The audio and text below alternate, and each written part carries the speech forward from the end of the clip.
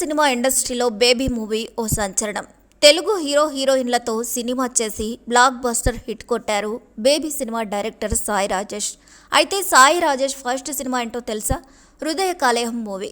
సంపూర్ణేష్ బాబుని హీరోగా పెట్టి సినిమా తీయటమే కాదు, హిట్ కొట్టి వాటే సినిమారా బాబు, చానాళ్ల తర్వాత కడుపుబ్బ నవ్వుకున్నాం. ఈ type comedy ever before never after అని అంతా పొగిడేశారు. కానీ ఆ తరువాత సాయి రాజేష్ సక్సెస్ఫుల్ డైరెక్టర్గా జర్నీ స్టార్ట్ అయిందే కానీ సంపూర్ణేష్ బాబు మాత్రం ఆశించిన స్థాయిలో కెరీర్ లేదు. దీంతో అందరూ సాయి రాజేష్ని టార్గెట్ చేసి తిట్టడం మొదలుపెట్టారు. రోడ్డున పడేశావంటూ నెటిజన్స్ కామెంట్స్ చేశారు. అయితే సోదర సినిమా ట్రైలర్ లాంచ్ ఈవెంట్కు వచ్చిన సాయి రాజేష్ సంపు గురించి ఎన్నో తెలియని విషయాలు చెప్పాడు. ఇంతకీ సాయి రాజేష్ కోసం సంపు ఏం చేశాడు? ఆయన చెప్పిన సీక్రెట్స్ ఏంటి? Watch the story. హృదయ కాలేయం సినిమాతో సంపూర్ణేష్ బాబు నటుడిగా, సాయి రాజేష్ డైరెక్టర్గా ఇండస్ట్రీకి పరిచయం అయ్యారు. ఇటీవలే ఈ మూవీ వచ్చి 11 ఏళ్లు పూర్తి చేసుకుంది. సాయి రాజేష్ ప్రస్తుతం బేబీ చిత్రాన్ని హిందీలో రీమేక్ చేస్తుంటే సంపూర్ణేష్ బాబు హీరోగా సినిమాలు చేసుకుంటూ ముందుకు సాగుతున్నారు. సంపు ప్రధాన పాత్రలో నటించిన సోదర ట్రైలర్ లాంచ్ ఈవెంట్లో సాయి రాజేష్ తమ ప్రయాణాన్ని గుర్తు చేసుకుంటూ ఎమోషనల్ అయ్యారు. హృదయ కాలేయం సినిమాతో స్టీఫెన్ శంకర్గా పేరు మార్చుకొని సాయి రాజేష్ డైరెక్టర్గా ఇండస్ట్రీకి పరిచయం అయ్యారు. ఈ సినిమా స్టార్టింగ్ టైంలో పడిన కష్టాలన్నీ చెప్పుకొని ఎమోషనల్ అయ్యేసరికి రాజేష్ మాట్లాడుతూ, ఏ హీరో కూడా నా కథ వినలేదు, ఎవ్వరూ డేట్స్ ఇవ్వలేదు, నా బ్రతుకు అయిపోయిందని అనుకున్నా. అప్పుడే నేను ఓ తమిళ సినిమా చూసా. ఓ పిచ్చి సినిమా తీసి జనాలకు ఓ పిచ్చి హీరోని క్రియేట్ చేసి దాంతో కామెడీ చేయిద్దామని నిర్ణయించుకున్నా. చాలామంది కొత్తగా ఎదుగుతున్న ఆర్టిస్టులను ఐడియా చెప్పా. ఒక ఎన్ఆర్ఐ అని చెప్పా. చాలా డబ్బులున్నాయని చెప్పా.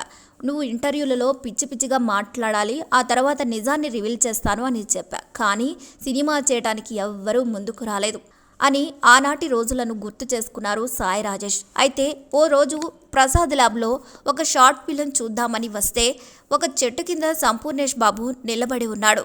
ఉపేంద్ర సినిమాలో ఉన్నట్లు రంగురంగుల బట్టల్లో దారుణమైన గెటప్లో కనిపించాడు. చూడగానే నాకు హీరో దొరికాడని అనుకున్నా. ఇది జరిగి 13 ఏళ్ళయింది. నిజంగా ఇదంతా కలలా ఉంది. నాకు 50-60 వేలు అప్పుండేది. నాకు అది చాలా పెద్ద అమౌంట్. కానీ నా దగ్గర ఉన్న కథను నమ్మి ముందుకు వెళ్ళాలి. సంపు సిద్దిపేట నుంచి హైదరాబాద్ వచ్చి కథా చర్చల్లో పాల్గొని వెళుతుండేవాడు అని చెప్పారు సాయి రాజేష్. అలా ఫస్ట్ డే కథ గురించి మాట్లాడుకున్న తర్వాత సాయి రాజేష్ సంపుని సికింద్రాబాద్ బస్టాండ్లో డ్రాప్ చేశారు. ఎందుకో డౌట్ వచ్చి రిటర్న్ వెళ్ళడానికి డబ్బులున్నాయా అని అడిగితే సంపు లేవని చెప్పారట. ఇక వెంటనే సాయి రాజేష్ తన దగ్గర ఉన్న 500 రూపాయలలో 200 ఇచ్చి పంపించినట్లు వివరించారు. అలా తన వద్ద ఉన్న దాంట్లో ఎంతో కొంత ఇస్తూ ఉండేవాడు సాయి రాజేష్.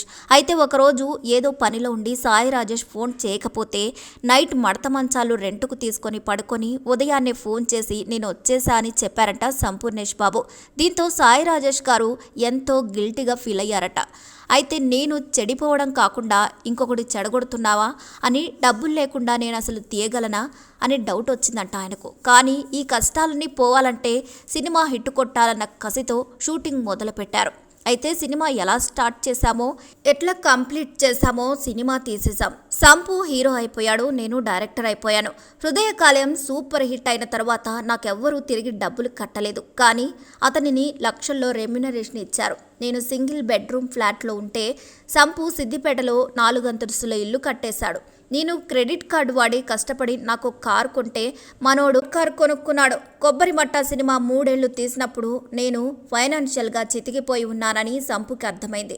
నానో కారులో తిరగడం చూసి ఏదో సినిమా ఓకే చేసి ఆ డబ్బులో 6 లక్షలు డౌన్ పేమెంట్ కట్టి నాకు హోండా కారు కొనిచ్చాడు. నాకు ఇల్లు లేదని తన వైఫ్ అంటే తనకు ఇల్లు కొనిచ్చే స్తోమత లేదు. కానీ నాకు చెప్పకుండా బిల్డప్కి 12 లక్షలు అడ్వాన్స్ కట్టేశాడు. 13 లక్షలు నువ్వు కట్టాలి, ఏం చేసుకుంటావో చేసుకో, లేకపోతే నేను కట్టిన డబ్బులు పోతాయి అన్నాడు. సినిమా పూర్తి చేయడానికి నా దగ్గర డబ్బులు లేవంటే 13 లక్షలు ఎక్కడి నుంచి తేవాలి అని నాకు చాలా కోపం వచ్చింది. ఎలాగనో అప్పుడు కొనుక్కున్న ఇళ్ళు ఇప్పుడు చాలా రేట్లు పెరిగినాయి.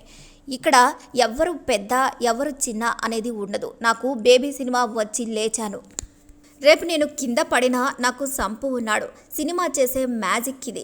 అందరి జీవితాలు ఇలానే ఉంటాయి. సిద్దిపేటలో ఉన్న సంపుని తీసుకొచ్చి స్టార్ని చేశానని నేనేమీ తొడగొట్టలేదు. నేను డైరెక్టర్ అవ్వడానికి ఒక హీరో కావాలి, అతన్ని హీరో చేశా అంతే. నేను అతనికి లైఫ్ ఇవ్వలేదు. సంపుని చూస్తే చాలా ప్రౌడ్గా అనిపిస్తుంది. తాను సంపాదించిన డబ్బులను సమాజం కోసం, చుట్టుపక్కల వారి కోసం ఖర్చు పెడతాడు. అతనిది అంత మంచి మనసు. నాకైతే ఇండస్ట్రీలో తను ఎప్పటికీ ఒక స్టారే. మొన్న ఎవడో రోడ్డు మీద వదిలేసావుగా అని కామెంట్ పెట్టాడు. ఏ రోజుకైనా సంపు కోసం నేనుంటాను, నా కోసం సంపు ఉంటాడు అని సాయి రాజేష్ చాలా ఎమోషనల్ అయిపోయారు. దీంతో వీళ్ళిద్దరి మధ్య ఇంత బాండింగ్ ఉందా, అసలు సంపు ఇంత మంచోడేంట్రా బాబు అని నెటిజన్స్ కామెంట్స్ పెడుతున్నారు. సోషల్ మీడియాలో స్టార్ అనిపించుకోవడమే నానా హడావిడి చేస్తే ఇన్ఫ్లుయెన్సర్లు సంపుని చూసి అణిగిమణిగి ఎలా ఉండాలో నేర్చుకోవాలంటూ సూచిస్తున్నారు. లక్షలలో రెమ్యునరేషన్ తీసుకున్న సంపూర్ణేష్ బాబు ఇప్పటికీ సింపుల్గా సైకిల్పై నీళ్లు తెచ్చుకుంటారు అని మీలో ఎంతమందికి తెలుసో కామెంట్ చేసేయండి. మా వీడియో మీకు నచ్చినట్లయితే లైక్ చేయండి, షేర్ చేయండి, సబ్స్క్రైబ్ చేయండి.